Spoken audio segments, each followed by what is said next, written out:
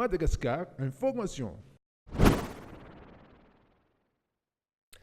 Nampahafantarina androany teto amin'ny hôtel Colbert ny fisokafana tamin'ny fomba ofisialy ny tranonkalan'ny MRH ny www.emploi-mrh.com.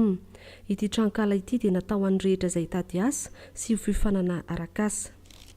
Nataony androany zany dia nampahafantatra ny site de l'emploi et de la formation sous le nouveau patronage de Madame le ministre de l'emploi, de l'enseignement technique et de la formation professionnelle.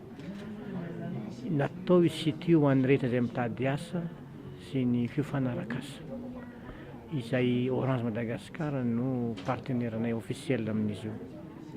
Izy io zany misy fiaraha-miasa akaiky koa miaraka amina orinasa maromaro eto Madagasikara.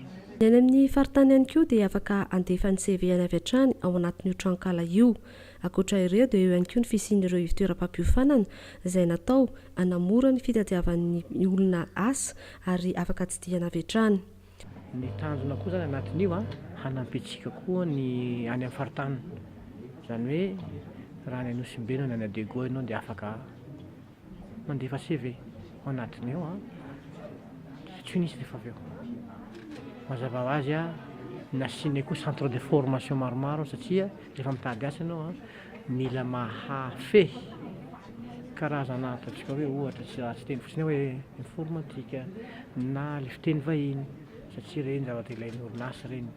Tsahivina fa ny taona 2024 no nisian'ny MRH izay miompana amin'ny fanamorana ny fitadiavan'ny tanora asa.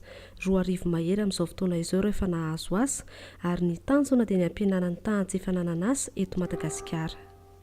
Ny MRH dia management ressources humaines, cabinet de recrutement agréé izy avy any amin'ny ministère de l'emploi pour natao amin'ny 2011, juillet 2011. Hatreto zany tsika natafavoaka tanora izay miasa amin'izao fotoana izao eo amin'ny 2 mahery hatreto. Dia ny fisian'ity tranokala ity zany dia hampihenan'le tahany tsy hanasa eto Madagasikara.